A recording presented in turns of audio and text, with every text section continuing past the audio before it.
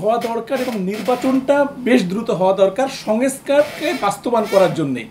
কারণ হচ্ছে সংস্কার কিন্তু মানে বিশেষ কোনো ব্যাপার না যে সংস্কার নামে কেউ একটা মানে কোনো একটা ভূত বা কোনো একটা বিশেষ দরবেশ আসলেও সব কিছু সমাধান হয়ে গেল। সংস্কারটা তো আসলে আমাদের মানে কিছু আইন নিয়ম কানুনের পরিবর্ধন এরকম যে আইনগুলোর কারণে আমরা গণতন্ত্রকে সংহত করতে পারছিলাম না, বা অথবা এমনও কিছু আইন আমাদের সংবিধানে আছে, আমাদের মানে কি বলে নির্বাচন কমিশনে আছে, যেগুলোর জন্য কি হয় যে আইনগুলোকে মানে মানে কল্যাণমুখী করবার জন্য কিছু বাধা কিছু অন্তরায় তৈরি করে। সেই আইনগুলোকে আমরা পরিমার্জন করে আমরা একটা মানে কল্যাণমুখী একটা আইনের মধ্যে নিয়ে আসবো যেখানে কোনো বাধা থাকবে না।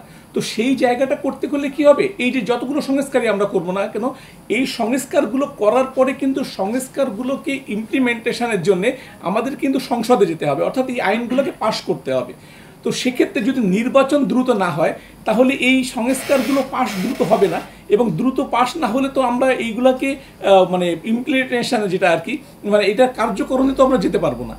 তো সেহেতু আমরা আমাদের এই কথাটা আসলে মানে সঠিক হচ্ছে না যে সংস্কার বেশি করে দেরিতে নির্বাচন করা অথবা সংস্কার মানে কতটা বেশি চাচ্ছে, ব্যাপারটা সেটা না। সংস্কার যতটা প্রয়োজন সেটা কিন্তু যেমন বিশেষ করে নির্বাচন কমিশন মানে সংস্কারটা আমাদের একটু দ্রুত প্রয়োজন, আমাদের পুলিশ সংস্কার কমিশনটা এগুলো একটু দ্রুত প্রয়োজন।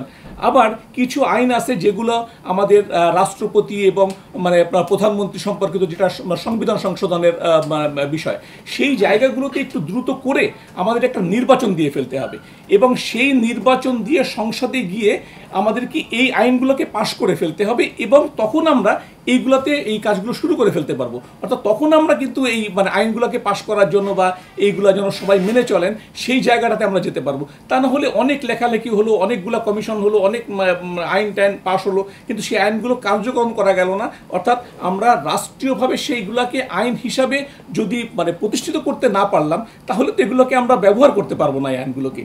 আসলে এই জন্যেই এই কথাটা ঠিক আসলে আমার কাছে খুব মানে লাগে যে আমরা কেন এই আলোচনাগুলো বারবার করি যে আগে সংস্কার পরে নির্বাচন না, সংস্কারটা জড়িতই নির্বাচনের সঙ্গে।